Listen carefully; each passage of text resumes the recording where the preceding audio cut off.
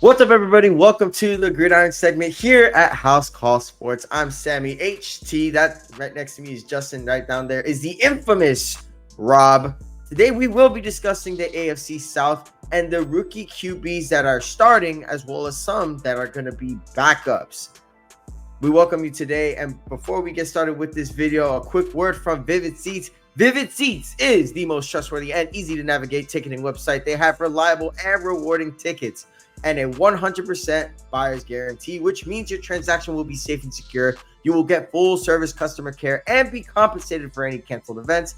And it's got the only ticket rewards program around, which means NFL season is around the corner. Get your tickets right now. Go see your team lose in a terrible, heartbreaking last-minute field goal or whatever. I know I've witnessed that a lot as a Dolphins fan, but that's neither here nor there. Get your tickets right now. Hit the link in the description and go sit vividly. Now, last year, when we discussed the AFC South, Rob, you and me agreed that this division was piss poor. It had no shot of being an interesting division. Oh my goodness. What a difference a year could make, Justin, because now this division is probably the most interesting it's been in a very, very long time, possibly ever. We got the rise of CJ Stroud and the Houston Texans. We got Indianapolis with Anthony Richardson. Jacksonville, who had a very odd year last year, didn't even make the playoffs. They still got Trevor Lawrence. And then in Tennessee, the Titans, after firing Mike Vrabel, we all thought this organization didn't know what they were doing. Turns out they might not be that far off. We'll go into that in just a second. Now, I want to start with the Houston Texans because they are the team of this division, right? This is the team that a lot of people are saying, you know what? They are the Super Bowl contenders, not just of the AFC South, but of the entire AFC in general. And who are we to really say otherwise? I mean, after the season they just had last year, after what we saw from CJ Stroud and the amazing coach that we saw from DeMeco Ryans, who are we to say that this team can't make another Super Bowl run? So, Rob, I'll go ahead and start with you. What exactly are the expectations for the Houston Texans this year? What do you think about them and their moves this offseason? Okay, so first of all, just nobody. We predicted what was last place. Like it was. Yes. Nobody saw what CJ Stroud. First of all, also speaking on Pats fans, to expect what this team has done and equate it to what we are going to do, that's not going to happen. So what CJ Stroud did is just an anomaly. Mm-hmm. So when you look at the Texans and their roster, they added Stephon Diggs. Who's the defensive lineman that they added? I'm like looking him up real quick. He's got Danielle Hunter, I believe, is the guy. Yeah, Danielle Hunter, who yes, the guy averaged, it was like over 10 and a half sack. Look, this team is going to be, if there is a team that can stop the Chiefs three-peat, it is this team. And then the gap from the Texans on is huge. I have a lot of faith in this team. I don't think CJ Stroud has a sophomore slump. I think adding Stephon Diggs, where he may or may not be the primary option, is going to do wonders. People, especially Bills fans, are underselling what Diggs provided for that roster.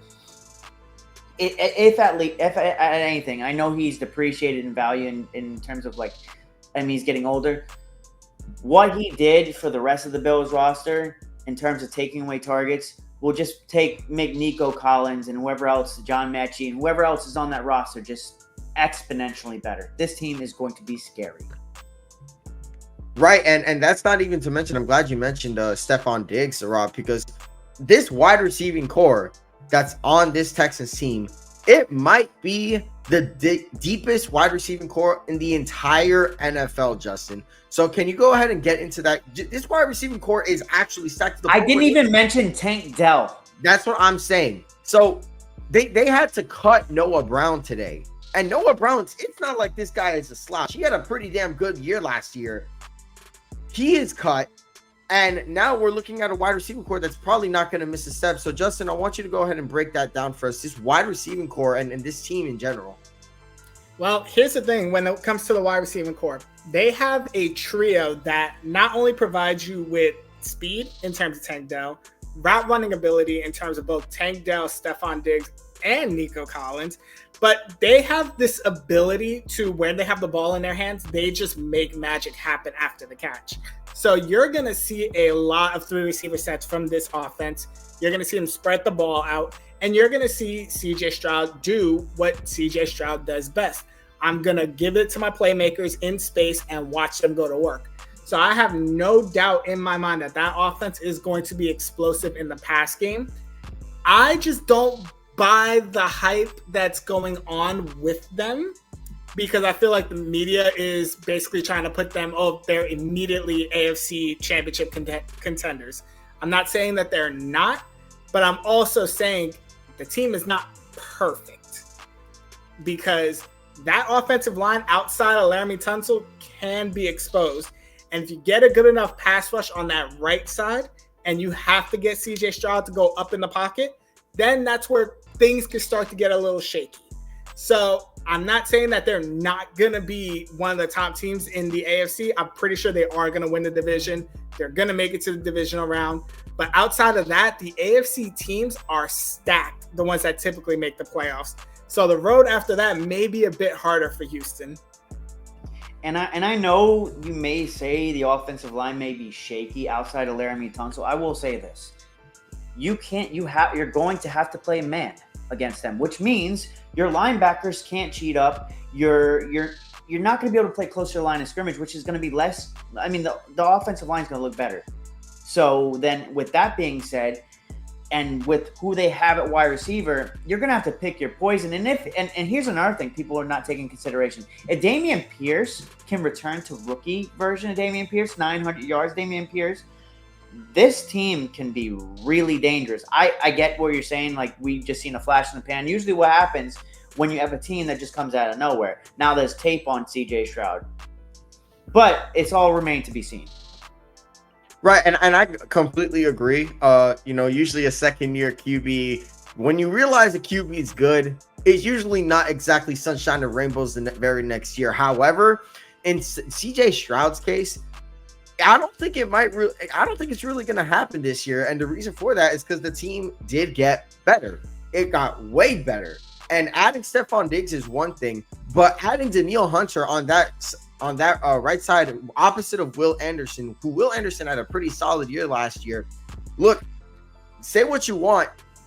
We are going to be focusing on the offensive side of the ball when it comes to the Texans, and absolutely we should. But really, what we should be talking about is how the defensive side of the ball could get a lot better. There wasn't a lot of pressure going on in Houston last year. Adding Danielle Hunter pretty much solves that problem. Now, I don't know about their run defense. I'll be honest, I'm a little shaky on their linebackers, but they did add Azeez Al-Shaair, who I think will be very good for them. And their secondary is hit and miss. I am a big fan of Derek Stingley. I really like him. I'm a big fan of Jalen Petre as well. Their defense is still going to be a little, I don't think they're going to be top 10 by any means, but they're going to be a lot better than what they were last year. And if that's the case, and they won a playoff game last year, we can only assume that this team is, the sky's the limit. We could be talking Super Bowl when it comes to the Houston Texans. Now, Justin, I completely understand your concerns about the offensive line, because quite frankly, outside of Laramie Tunsil, not really much going on right here, right? I'm not the biggest fan of Juice Scruggs or Kenyon Green. I think they had solid years last year, but the real guy that I want to really low-key talk about here is Titus Howard. Titus Howard's got to stay healthy this year. Titus Howard is a big part of what the Texans want to do. If he's not healthy, that could be a very big hole in that right tackle spot. And it's not by any means CJ Stroud's blindside spot. That's going to be anchored by Laramie Tunsil. But Titus Howard, let's make this very clear. He's got to be healthy. And I think that the health is a very big thing, not just in on the Houston Texans, but in all of the NFL. I'm excited to see what this Texans team can do for sure. Other than that, not much else really needs to be said. I do think that what they're going to struggle on most is going to be their run defense. I don't think they made too many moves to really strengthen that side, but I do think their defense still is going to be a lot better than last year. look, the bottom line is they have CJ Stroud. And when you have a quarterback as good as CJ Stroud, I don't want to rain on everybody's parade, but quite frankly, sometimes all you really need is a really damn good QB, and your chances just skyrocket. We saw so many examples last year of QB play being very important, and if the QB play is just a little bit better, we saw it with the Jets last year. We saw it with the New England Patriots last year. We saw even one good play from the 49ers, Brock Purdy. Who knows? We gotta see. It all goes down to the quarterback, and with a guy like CJ Stroud, I would imagine that they have all the faith in the world that the Houston Texans can dethrone the boogeyman, Patrick Mahomes, and the Kansas City Chiefs. And with that being said, we'll go ahead and discuss another team that really disappointed last year, right? Jacksonville, coming into last year, everybody thought this division was theirs. Everybody thought this division was going to be Jacksonville's division for the foreseeable future. I said it before and I'll say it again. My, how a year can change a lot of things, right? I mean, was so much hype around Trevor Lawrence coming out of the draft. Everybody labeled him a generational talent, and he's shown flashes of generational talent. However, Rob, you and I can both agree that generational is a term that should not be used too loosely. And the term generational, when describing Trevor Lawrence, while yes, he does have generational talent, the production, it doesn't exactly replicate that, Rob. Can you, if you could just please educate the masses on Trevor Lawrence and the Jacksonville Jaguars? Well, when you're throwing a pick just about every game, that's not generational. He's maybe generational stupidity. The guy has the arm talent. He has all the tools that he can to make throws. The problem is he makes generational stupid moves. Like, the guy just doesn't know when not to pass it a certain way. And here's the thing. I know you lose Calvin Ridley. He's 29 years old. I don't think Gabe Davis is an upgrade. I don't think so. I think Calvin Ridley I get he's going to be approaching 30. However, people don't take into respect the fact that this guy he's going to be 30 years old, but he doesn't have wear and tear on the tires. He missed like a year and a half because of whether injury or the gambling suspension. This team is going to be one of two things. They're either going to be really good or really bad. There is no in between. And that's all predicated off what Trevor Lawrence is. And he's always been very, very turnover prone. He makes boneheaded plays. I think wasn't it the AFC when it was this last year where the Chargers versus the Jags? And what did I say before the game? I said he's going to have like 4 or 5 turnovers. Did I not? In the chat. And he did. But you just so happened to verse the Chargers with Brandon Staley. So, like, that just kind of speaks for itself. Yeah, and that really has been the story of Trevor Lawrence for his NFL career so far. You had a very bad first year, but we all kind of threw that away, right? Like everybody did with Urban Meyer. And who are we to say not to? I mean, Urban Meyer was terrible. Second year comes in.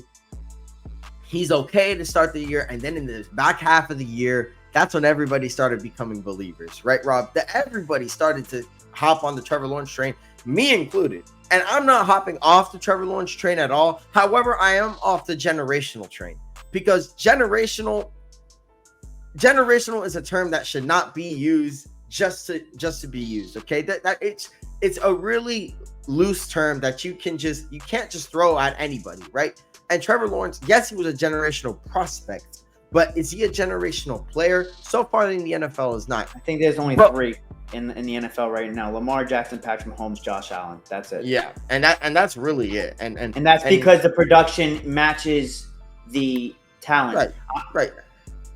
And you could say the same about, and I think there are some players who have been in bad situations that you could say, oh, maybe they have the potential to be generational. I say Justin Herbert. I'm always going to be a Justin Herbert defender. Justin Herbert, yes, he hasn't won a lot at all, and he's not an MVP candidate much. However, I do think that Justin Herbert, and we're kind of getting off track here. I think Justin Herbert and Trevor Lawrence might be very similar in the sense that their situations aren't necessarily top of the line, and as a result, they kind of get a little underrated, which brings me to my next point. Trevor Lawrence, while yes, generational isn't the term I would use for him, I do think what the hand that he's been dealt has not been ideal. And Calvin Ridley, when he was brought in, everybody thought, oh my goodness, here you go. This is the guy that's going to take Trevor Lawrence to the top. Only problem was that the way they used Calvin Ridley wasn't exactly very good. One, Christian Kirk ended up being the guy that Trevor Lawrence used anyway. So he ended up being worth the money, more so because Trevor Lawrence just really likes Christian Kirk. I don't know what the deal was with Calvin Ridley and putting 2 feet into the end zone, but that just was not happening with Trevor Lawrence. And I do think that we give Trevor Lawrence a lot of flack for some of the mistakes that coaching makes or some of the mistakes that wide receivers make. Now, this is not going to be me defending Trevor Lawrence to all kingdom come by any means, okay? At the end of the day, you're the quarterback and you're going to get a majority of the blame. However, I will say that the situation that he's been dealt with, it's not as bad as Justin Herbert's. I think Justin Herbert's has been way worse. However, I do think that there was a certain game plan that the Jacksonville Jaguars had a plan for when it comes to Trevor Lawrence and Calvin Ridley, and it just did not mesh on the field well. And as a result, you got a lot of inconsistent games from both Calvin Ridley and Trevor Lawrence, and that's how you get a playoff loss. So, Justin, well, we can talk about Trevor Lawrence all day long, but I want you to really talk about the defensive side of the ball when it comes to the Jacksonville Jaguars and what you expect from that side of the ball and what you expect from the Jacksonville Jaguars. Nope, because I have one comment to make. That's Trevor fair. Lawrence is the Daniel Jones of the AFC. Oh my gosh, I cannot believe And it's even worse. That's just it can't be wrong. That's definitely true. It's not wrong. They have similar stat lines, which I've pointed out numerous freaking times. No way we're doing. I would argue this. that Trevor Lawrence had better weapons during his time in Jacksonville than Daniel Jones had in New York. And Trevor Lawrence now, as of this year, this past offseason, makes over $50 million to perform the exact 55 to be exact. Oh, I'm sorry, $55 million. And on top of that, it's untaxable because it's in freaking Florida. No state tax, but the federal is still there. But anyways, I digress. I am so tired of talking about the Jacksonville Jaguars because I have to hear about Trevor Lawrence and all the excuses that he gets. And I'm a Giants fan, and I have to hear all the flack that Daniel Jones gets.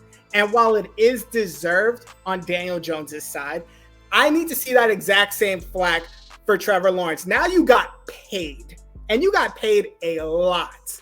You got paid more than some of the top quarterbacks in the league got. Got paid more than Patrick Mahomes, paid more than Josh Allen, paid more than Lamar Jackson. Now you need to shut the hell up and actually perform. And I'm tired of hearing the excuses.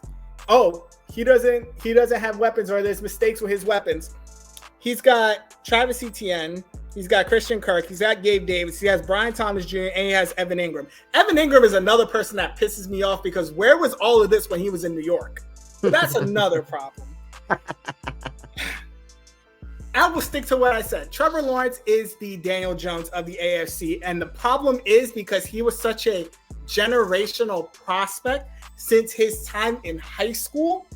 He has such a long leash that everybody makes all of these excuses, whether it's the coaching, whether it's his receivers, and nobody just wants to talk about the fact that he does not play like a top-level quarterback. He makes mistakes that you should not be making as a top-paid quarterback in the NFL.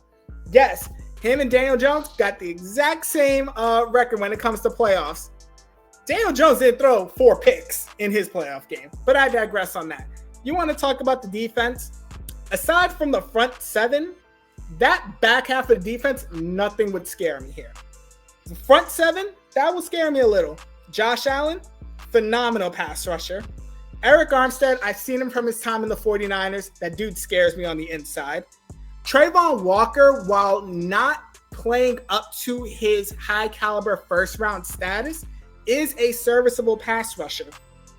And then after that, you have Devin Lloyd, good linebacker in the middle, captain of that defense.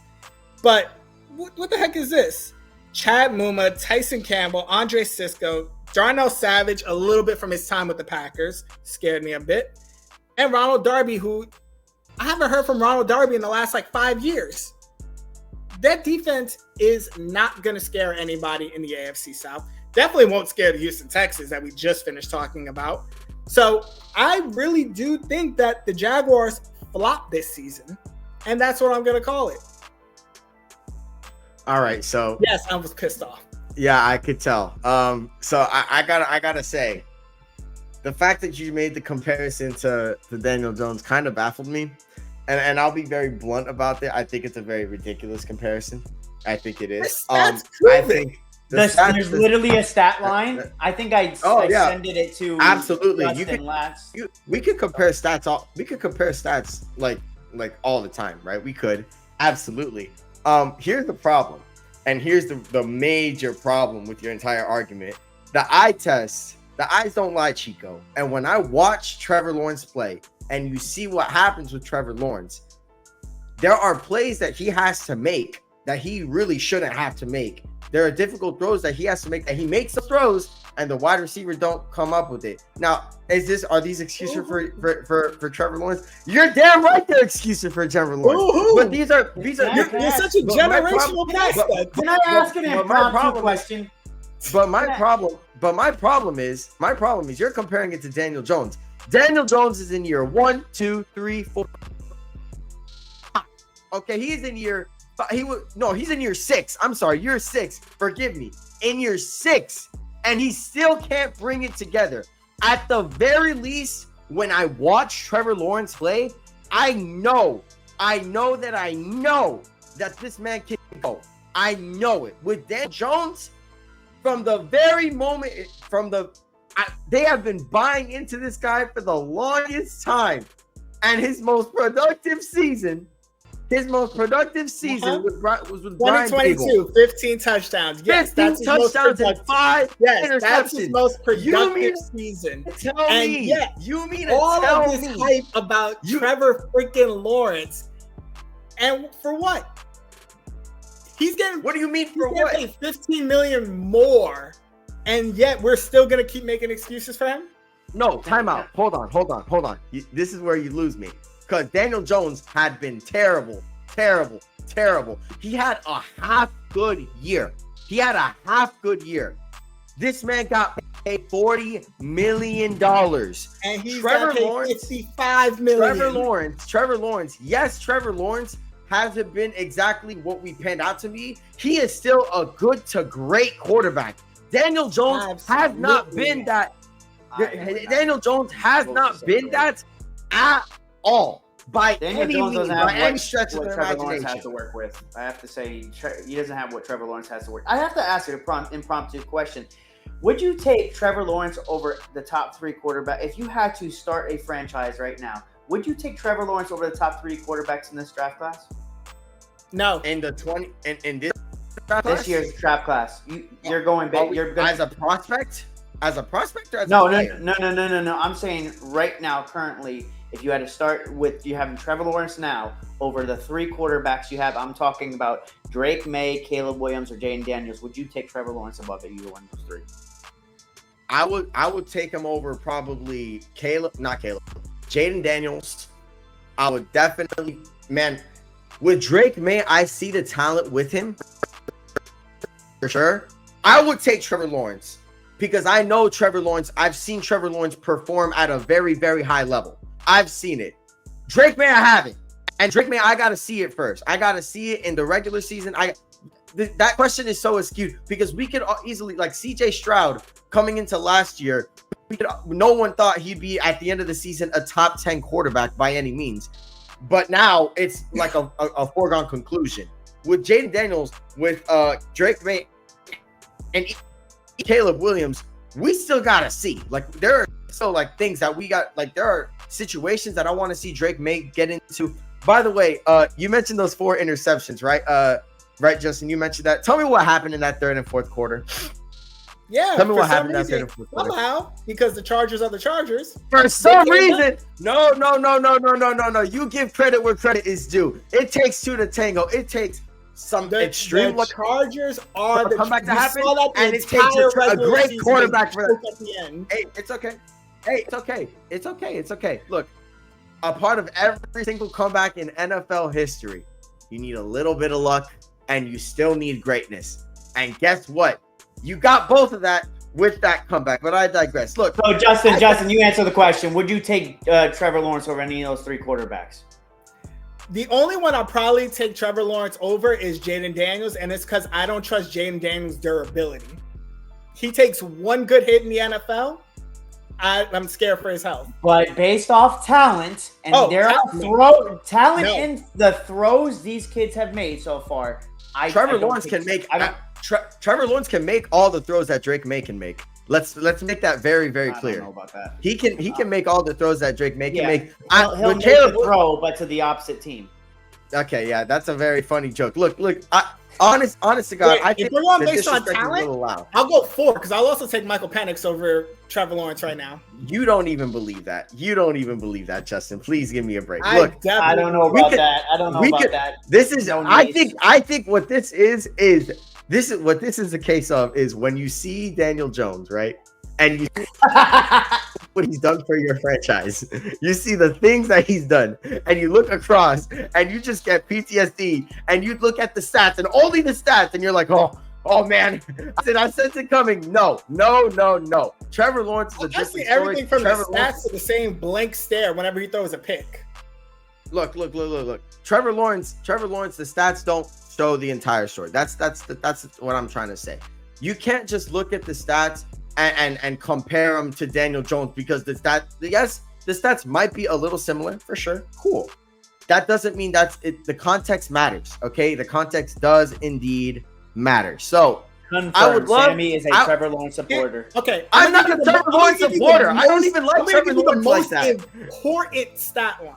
Here we go. As a quarterback, Trevor Lawrence is 20-30 in his career as a starter. Oh, you mean QB wins? Win-loss record since he's been a starting quarterback in this league. Oh, I don't think. Look, you might think you're moving some people in this space. You're not moving me. I don't think wins are a QB. I'm just saying, Trevor Lawrence is not what everybody thought he was going to be.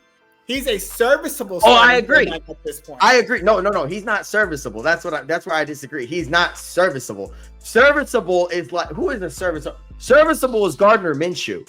That's serviceable. Serviceable is like, who else? Ryan Fitzpatrick. That's serviceable. Trevor Lawrence is a good to great QB. I'm not putting him in the top 5. I'm not putting him in the top 5. I don't even know if I'm putting him in the top 10. However, to say that he is Daniel Jones level, Daniel Jones is not a top 20 quarterback. Okay, he is bad. He is garbage, doo-doo, terrible. Why? He's okay. This season, if Trevor Lawrence does not put up Pro Bowl caliber numbers, and I'm not even saying all pro numbers, Pro Bowl, that makes it this $55 million thing even somewhat worth it, I swear to God, nobody's going to say a word. And everybody's going to make some I do have to say, though, if you go look at Gardner Minshew stats and Trevor Lawrence stats, and Gardner Minshew, who did he really have to throw to in Indy? They're really close in stats. This is such semantic. This is stinky what you're doing, Rob. They're pretty close. Both of you are doing. It's just so unbelievably stinky. It's so garbage. We can go ahead and move on. Yeah, we gotta move on because this is getting very black. You want to talk about PTSD? Sammy got like Tua vibes going on. He hears us bashing. Oh yes, because this is disrespectful.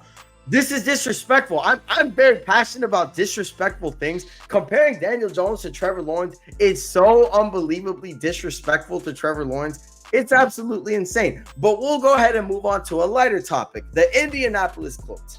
And the Indianapolis Colts have a QB that a lot of people are hoping pans out in AR5, Anthony Richardson. Now, Anthony Richardson, unfortunately, did suffer a season-ending shoulder injury that ended up shortening his season, and a lot of people were very disappointed. A lot of people also expected it because he doesn't really take care of himself. Now, Justin, I'm going to start with you. The Colts, right? They're a very interesting team, let me tell you, because they're last year with Gardner Minshew, they were very close to going to the playoffs and winning the division even.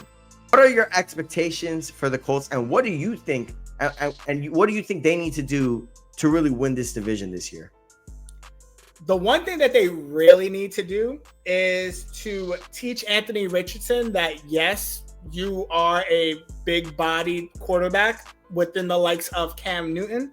You still need to slide if you're going to run.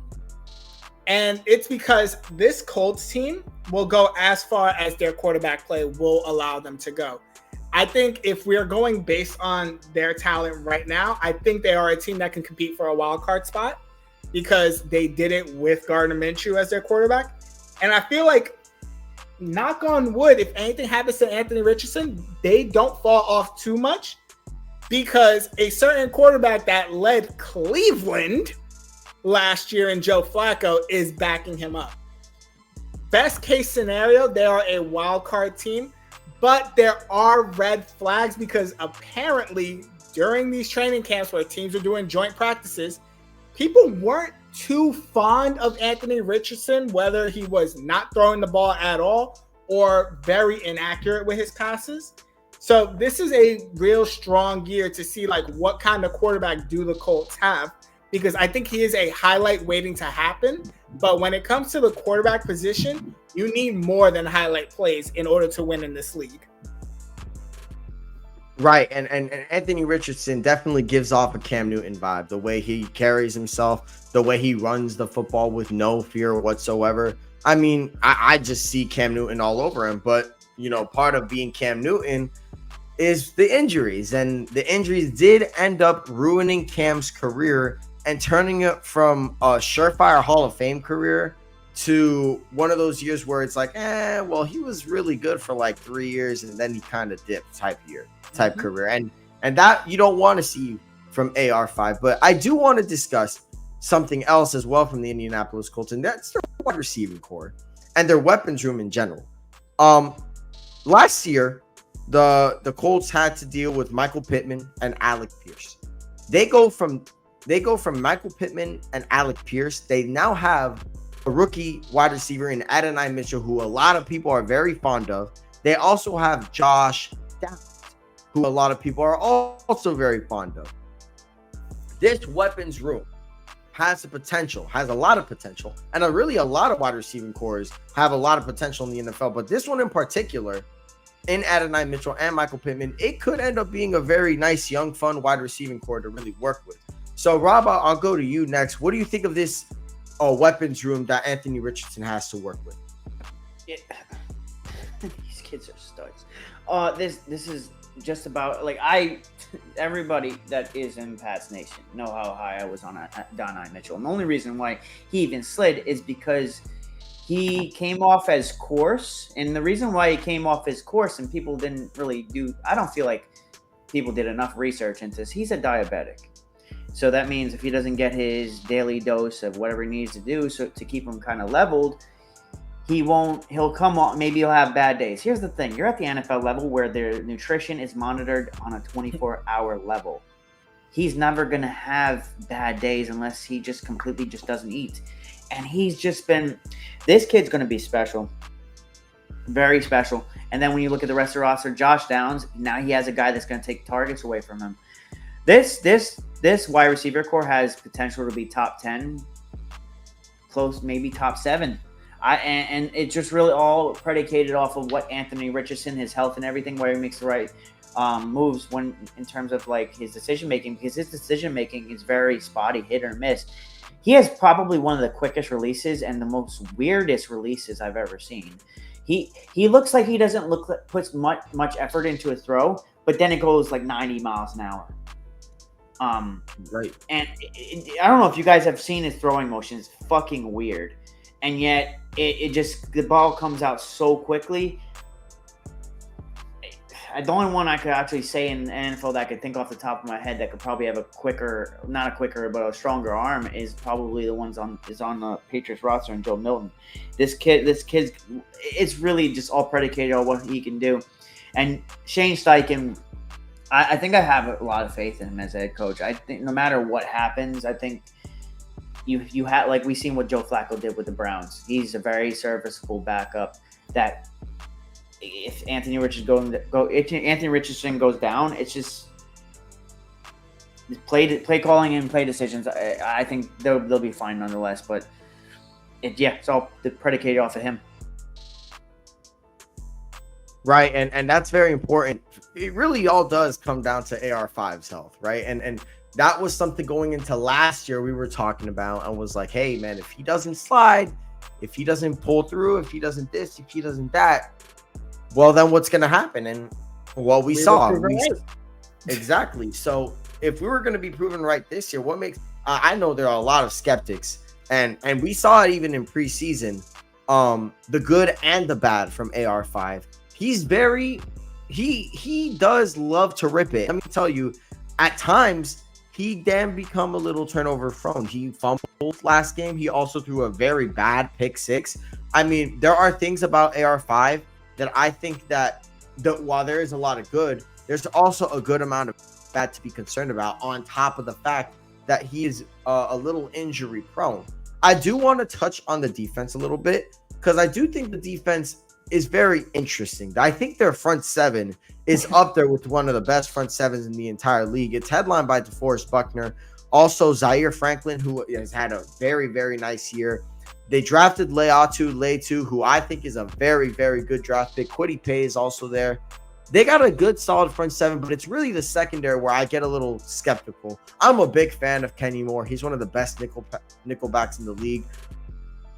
But Juju Brents and Jalen Jones, I'm not the biggest fan of them at all. And I do fear that when it comes to facing, especially in the AFC, where you have to deal with a lot of weapons rooms and a lot of QBs that can take advantage of bad secondaries, I do think it is a concern for the Indianapolis Colts. And it's kind of why I'm a little hesitant to really go all in on them. But you see what they have to work with, and the good that they have to work with, and their future's bright. I definitely can see them being a contender down the line, as with a lot of teams in the AFC. But with the Colts, I think it's a little different, because the upside on AR5 can be very, very high. We could be talking about a top 5 QB talent here. So when we talk very low, like Jamarcus Russell low. Well, Jamarcus Russell low is very, very low. I think that's a little. Hey, listen, he coming out could throw a damn 50-yard pass from his knee. That's he could also throw down quite a few chicken wings before a game too. Yeah, I mean, Jamarcus Russell's problem was that he just ate too much and he wasn't disciplined. Yeah, but I don't think that's the case at all with AR at all, because AR, I think, is very disciplined. I think he knows the task at hand and he wants to win. And I don't think Jamarcus Russell is the comp I would use. I'd say maybe Drew Lock is better because of the talent, the arm talent in particular, not so much the running and ability, but more so the arm talent that Drew Lock has. I definitely think AR is going to be a little. His low comp, if we're really being honest, is RG3. Someone who could sling it, but if there's anything that's going to ruin his career, it's injuries. That's really the lowest comp. That's true, but my thing is that RG3, at the very least, I mean, the thing about RG3 is that what happened with RG3 was more so on the like, it wasn't really his fault. It was more like coaching that did that. I think that AR5, he's got to learn to slide, and everybody's begging him to slide, and he's got a ton of people around him telling him to slide, and he kind of, you saw it last year, he doesn't really listen, and what happens? He gets injured. So I think AR5 has all the potential in the world. I said it before and I'll say it again. All the potential in the world to be an elite quarterback in this league. However, where things go down is if he can stay healthy. So I agree with the premise of the comp, Justin, with RG3. I think the premise you're correct with. The circumstances are a little bit different, though. We could go ahead and move on to the Tennessee Titans. This offseason was very odd for the Titans because they ended up getting rid of Mike Vrabel, who we thought was a very, very good head coach. They ended up hiring Brian Callahan. And we kind of all thought to ourselves, man, these guys kind of suck, right? They traded A.J. Brown for nothing, for no reason. They drafted, who was it that they drafted? Was it Treylon Burks, who ended up being terrible. And now the Titans, what seemed to have been a very questionable move, now there's a lot of upside. After going undefeated in the preseason, which doesn't mean a lot, it's about as useful as basketball cleats. I mean, going undefeated in the preseason. And you look at the roster, though, and I gotta say, the weapons that they have, Will Levis is in a pretty damn good spot. I mean, even the running backs are QB friendly with Tony Pollard and Ty J. Spears. Will Levis is in a great spot. I think this is a very important year. This is one of those years where Will Levis needs to step up. Will Levis needs to perform and show some flashes. I understand. I believe it's year 2 for Will Levis, so we're not gonna completely, throw the towel on Will Levis if everything goes wrong. However, we all acknowledge he's in a pretty damn good spot for his second year. So the offensive line, I think, is probably the weakness of this team. They do have a pretty damn good player in Lloyd Cushenberry. I think he's damn good. The rest of the offensive line, I'm kind of indifferent about.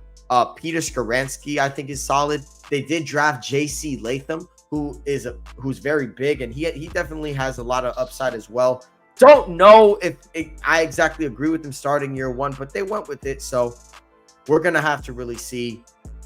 Really, my concern with this team, on top of the offensive line, would probably be the linebacker core. Kenneth Murray Jr. and Jack Gibbons, not very good linebackers, let me tell you. And they did decide to make a trade. As of the making of this video, they did decide to make a trade. Ernest Jones is now the Tennessee Titans linebacker. That's a good upgrade for them. I don't think it completely solves the problem because they still got a liability with Kenneth Murray, who I think Kenneth Murray, probably one of the more disappointing players coming out of that draft class. But with Tennessee, there's a lot to be excited about. I don't think we're talking contenders. I don't know if we're talking division winners. However, I do think you're going to see a very fun team, a very fun offense. And I think that's something that Tennessee really hasn't had, even in the years where they were in the AFC title picture, right, with Derrick Henry. And it was always, very gritty, very hard-nosed. And that's cool, and that's great. But when you're not winning consistently, right, when you're just very up and down, and when you start losing, that kind of mentality kind of falls on deaf ears. And that's, I think, why they ended up firing Mike Vrabel. Do I think it was a smart decision? No, absolutely not. However, I do think that they did want to move in a different direction, and because of that, they ended up moving on and hiring Brian Callahan. So, Justin, I'll go to you. What are your expectations for this Tennessee Titans team? Expectation wise, they're going to be a middle of the road team, but they are going to air it out. And it's going to be a night and day difference from the Tennessee Titans that we have seen in recent years, where their whole method was, we're just going to run it down your throat 30 to 40 times a game. They don't have the luxury of doing that because they don't have a Derrick Henry anymore. So what they did was basically, let's construct an offense around Will Levis. And you can tell that the team has a lot of faith in Levis because there's only 2 quarterbacks on their depth chart. It's him, and there's Mason Rudolph, who I still think is recovering from that shot that he took by Myles Garrett with the helmet. Yes, I did bring it up because I had to. But this is a team that is going to throw it around. You have Tony Pollard as your running back, who from his time in Dallas, I have seen is a good blocker in the pass game and a good receiving back as well. While a little bit older, you do have Calvin Ridley. You have DeAndre Hopkins, who can still be serviceable in their roles as receivers. Tyler Boyd, who you got from Cincinnati. I think we're going to see a more exciting offense overall. And I'm really pulling for Will Levis to go because last season he was that rookie quarterback that I wanted to see succeed more than the rest of them. Maybe because of the whole story on the background with his girlfriend leaving him for Morgan Wallen, which was like one of the funnier stories of the NFL season. But you're not going to expect the Tennessee Titans to compete for the division this year. But I think if Callahan could get the best out of Levis, you can basically see them turning a corner to eventually get back to the dominance that they did have in the previous years. Right, and I think that, but the dominance was there, but it was also kind of like everybody kind of looked at them and was like, but like we're not really taking you very seriously. I think if the Titans want to be taken seriously, the year to turn the corner is probably this year or next year. So I think next year would be it. Yeah, next year will probably be the definitive year, but I think this year you got to take some kind of step to really like cement yourself like, okay, we're starting to grow. I feel like with the Titans with Vrabel, and as good as Vrabel was, and I don't think they should have fired him, as good as he was, it felt like they weren't really making any progress. And because of that, I think the Titans, that's why they ended up firing him, because they wanted to see some kind of progress and not just like, you know, stagnance, and that's what they were getting in Mike Vrabel. Rob, what do you think about the Tennessee Titans? I'll give you two names: Brian Callahan, Bill Callahan. And the reason why I give both those names is two reasons. Well, Bill Callahan, when you look at the Mount Rushmore of offensive line coaches ever, he's up there. Like, it's either Bill Callahan or Dante Scarnecchia from the Patriots, period. That's it. So Bill Callahan, the reason why I mentioned him is because when you look at some of the machines that they use nowadays, he's the godfather that developed those machines. So although we question whether or not the Titans offensive line is going to be good or not, I don't really have that much reservations because Bill Callahan's there. You look at what Bill Callahan did with the Cleveland Browns and they lost 2 tackles, a guard, they lost their starting running back, and yet that offensive line looked pretty damn good. They did. And then now I shift my focus to Brian Callahan. What did Brian Callahan do with, I don't know, Baker Mayfield, who in all actuality, we thought he was going to be just a career backup, and now he just signed a new contract with the Tampa Bay Buccaneers.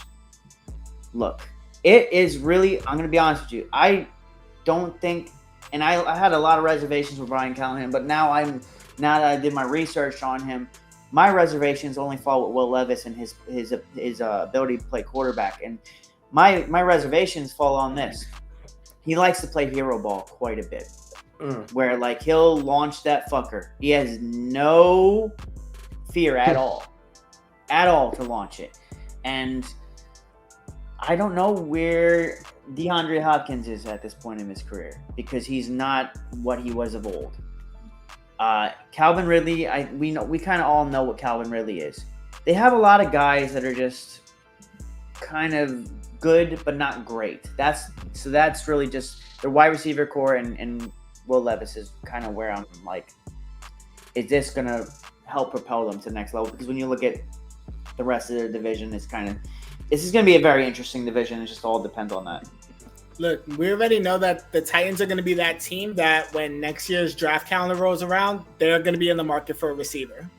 They need a wide receiver one there. Oh, yeah, 1,000%. Yeah, because Calvin Ridley and DeAndre Hopkins. I think for this year, it's good for Will Levis to have those veteran receivers to really like build a chemistry for development, but that's not. Yeah, that's what exactly. That's what I'm saying. So for development for Will Levis, 1,000% probably going to help. For production and winning and stuff like that, don't know if it's going to help much either, because I do still think Calvin Ridley can be a great receiver in this league. Great stretch. A good receiver in this league. I do think he can be. I don't know if Tennessee's the place to exactly do it, but he did sign a very lucrative deal over with the Tennessee Titans, so he's going to have to figure it out somehow. They're going to definitely be trying to go, not just in the market, but through the draft, trying to draft some receivers for sure. Really quickly, before we move on to touching on the rookie QBs that are going to be starting and going to be benched, I do want to get our division winners very quickly. I do think the answer is going to be very similar across the board. So, Rob, I will start with you. Who you got winning this AFC South? It's the Texans, and I don't think it's going to be relatively close. Like they're gonna run away with the division with like 11 to 12 wins. I agree with you. I do think the Texans are going to win this division. I do think the gap between them and the other three teams is pretty significant. But not only that, the gap between the other three teams not very significant at all. So it's going to be a definite battle in the AFC South to try to possibly make a playoff spot there. So Justin, what do you think? It's going to be the Texans, and I have an even bolder take that they're going to be the only team in that division with a double-digit win record. So you're seeing a lot of 9-8s, 8-9s, and stuff. 9-8, 8-9 for the rest of them. Yeah. Probably not Tennessee. Probably 5-6 wins because I'm trying to get them up there with a top pick to get a wide receiver 1. Right. But yeah, Houston's gonna win, and they're gonna be the only ones with 11, 12 wins as well. Right. I think we gotta also remember before we move on that a lot of these teams that are not Texans have a lot to be excited about, right? I think the only team that's might be in a bit of panic mode is probably Jacksonville. And that's really only because of the organization itself and what they've done to handle Trevor Lawrence. And then Trevor Lawrence himself not really being the generational talent that we all thought he would be. With the Colts, there's a lot to look up to. And with the Tennessee Titans, might not be the best year. A lot to look forward to. Can I just say something? I think the Jacksonville Jaguars finished 4th in this division. I'll make that bold take. I think they finished dead last. And the reason why I say that is because I believe in Brian Callahan as the head coach for the Titans. And I believe in Shane Steichen. I'm not saying Doug Peterson. I'm just saying Trevor Lawrence is just not it. And I think that when you look at it, I believe that the Colts will finish next just because Shane Steichen is just a damn good head coach. Or at least what I've seen so far. And I think the Titans will finish next. And I think the Jaguars are going to finish dead last. Because they're going to be stuck in a situation where Trevor Lawrence gets injured and then Mac Jones is your starting quarterback. And we all know the Mac Jones experiment. Well, I would hope that Trevor Lawrence doesn't get hurt at all. But I do think that offensive line you do have reasons to be concerned with that offensive line. And then the really uncertainty when it comes to the weapons surrounding Jacksonville, aside from ETN and potentially Brian Thomas Jr. So there's a lot to be excited about in this AFC South. We'll go ahead and move on. I'm going to ignore that. We'll go ahead and move on to the rookie QBs that are going to be starting or not starting, rather. And so recently we got word Bo Nix, of all QBs, is going to be starting. Rob, you and me both know when Bo Nix was picked, it was kind of like, what the heck? We're not big fans of Bo Nix here. I'm not a big fan. Rob's not a big fan. I'm not very sure where Justin really lies on this. I don't think he's the biggest fan of Bo Nix either. But with that being said, Bo Nix is going to be your starting QB for Denver. He has had a relatively nice preseason. But again, preseason, right? We can't really put all our eggs in preseason at all. You also have Jaden Daniels. That was kind of a no-brainer. Jaden Daniels, from the very start of training camp all the way to preseason, just looked like the guy. I'm not the biggest fan of Jaden Daniels. However, I will say the way he's looked through training camp, the way he's looked through preseason, I'm okay with him starting year 1. I just hope he just doesn't die, because there's a lot of, things that could go wrong with a QB as skinny as him not sliding. And then obviously you have Drake May and Michael Penix. Drake May potentially being the backup, despite Gerard Mayo literally saying that Drake May is outplaying Jacoby Brissett. Drake May might not even start. And then Michael Penix, it was a foregone conclusion that he was going to be a backup. And he comes after 4 years with Kirk Cousins. We all know how we feel about that decision. Wasn't the biggest fan. But Justin, I'll start with you. What do you think is the most shocking out of these 4 QBs, rookie QBs? What do you think has been the most shocking to you? Just how well, and I'm saying this in terms of the types of throws he was making, Bo Nix actually was this preseason. That was probably the most shocking one. And I'm going to disagree with what you thought. I am actually a fan of Bo Nix from his time at Oregon. I just wasn't a fan of where he got drafted, as in how high he got drafted. Yeah. I thought he was like at best, low first round, but mostly day 2 pick. But when you think about it, I'm not going to say he has the talent of all the other quarterbacks, but he does have something that a lot of the quarterbacks that we are talking about in this situation does not have, and that is a boatload of experience in the position at a high level, whether it's the college league or the professionals. And I say that because he was a 5-year starter in college. I would rather him actually sit back and wait and learn the game behind Sean Payton, but apparently we're not doing that in Denver. We're just going to throw quarterbacks out into the wolves and see what happens. So I was just shocked at the way he played pretty well in terms of how he made certain throws. Do I think he's going to perform well in the regular season? No, because it's the Denver Broncos. The Denver Broncos are known for two things, and one of them is absolutely smashing their own quarterbacks. As for what I can't wait to see, I have my calendar for week 2 of the NFL, which is the Commanders versus the Giants, because that's going to be the test of how Jaden Daniels is against a pass rush that is expected to play well. Because you got to worry about Brian Burns and Kayvon Thibodeau, and then you got Dexter Lawrence in the middle. And if he does not know how to get down, how to throw the ball away, or how to slide, that's going to be the one where he's going to take the most amount of hits. And if you really want to know how bad that can get, ask Sam Howell how that went for him last year with the Commanders. Yeah, he was ragdolled. I'm a little scared for Jaden Daniels that week 2, because that offensive line didn't exactly get significantly better, and the Giants pass rush got a lot better. And we're gonna be where we're gonna see if Jaden Daniels has really learned since he got drafted, if he learns to protect himself, or maybe the pass rush is just so good that he dies anyway. I really hope that's not the case, but yeah, not the die part, but I hope the pass rush is that good. Oh yeah, no, not the die part. Okay, obviously not the die part. No one wants him to die. Okay, let's make that very clear. Rob, I have a feeling I know what you're going to be discussing, but I'll let you go ahead and take it. So, yeah, I kind of agree with Justin on the whole Bo Nix. I didn't expect this. But also you have to take in perspective that there was a quarterback that used to be on the Chargers, didn't look good on the Chargers, then went to the Saints and Drew Brees.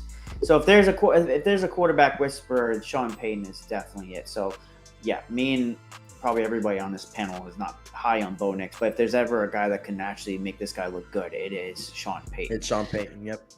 The biggest surprise, and it's only because I'm a homer, and I'm not saying that I'm surprised because I seen the talent. I'm surprised look. Nobody. There's been a ton of question marks out of Drake May, whether it be his pocket presence, his footwork in the pocket, and just overall decision making, and all those questions have been answered, and that might be a lot of more of a kind of tip of the cap to the Patriots coaching staff and AVP, people forget that AVP, when he was that quarterback coach for Aaron Rodgers, won an MVP. Whether it be Baker Mayfield with the Cleveland Browns, his play took leaps. So just tip of the cap to that, and the fact that like AVP showed Aaron Rodgers tape to Drake May. So, and we saw the throw the other night that Drake May did to KJ Osborne that obviously was called back because of our fucking offensive line being dog shit. The reason why it also kind of shocks me is the fact that our offensive line is so dog shit, and yet you can't even get to this kid before he zips that ball out, and he just makes the right decisions. His footwork in the pocket is very good, and I just think if you get him an offensive line, or if David Andrews can just stay healthy, because we've seen what Nick Leverett does as a backup center for the Patriots. He's dog shit. 2 fumbled snaps, but still scores a touchdown. I'm going on a freaking tangent. Regardless, I think that like Drake May, if they surround him with the talent, and I said this when we drafted him, I believe it might have been on our live. He will be a top 5 quarterback in this league, period. Because look what he's doing with basically nothing, and especially a shit O-line, and he looks very good. Albeit against backups, but he's also throwing to freaking backups with no offensive line. But maybe that's just me being a homer. Maybe you guys can talk me away from. It's definitely you being a bit of a homer, but you're not that far off when it comes to Drake May. I do think the talent is definitely there. I am more shocked with Bo Nix. I gotta be honest, because Bo Nix, Justin, you were a fan. I was not. I thought he was a check down merchant. Me and Rob both saw he was a check down merchant. But after really thinking about it, if there's anybody who could turn a QB around and turn him into from something he was to something even greater, it would be Sean Payton. So that, in my opinion, I should have seen it coming, but I am still shocked. Drake May shocks me as well. And Drake May shocks me because, you know, it's weird when a head coach goes out and he says, Drake May has been the best QB all of training camp and all of preseason. And yet, he's probably not going to start. And I understand why, because you don't want your franchise QB being behind that terrible offensive line. However, you don't go out and say those things. You don't go out and say those things and then just say, yeah, but he's not going to start. We're going to go into it. Can I just say something? We go ahead. Have to appreciate some of Bill Belichick's answers whenever he addressed media. Right. July 22nd. I don't think there's any quarterback above starting Jacoby Brissett.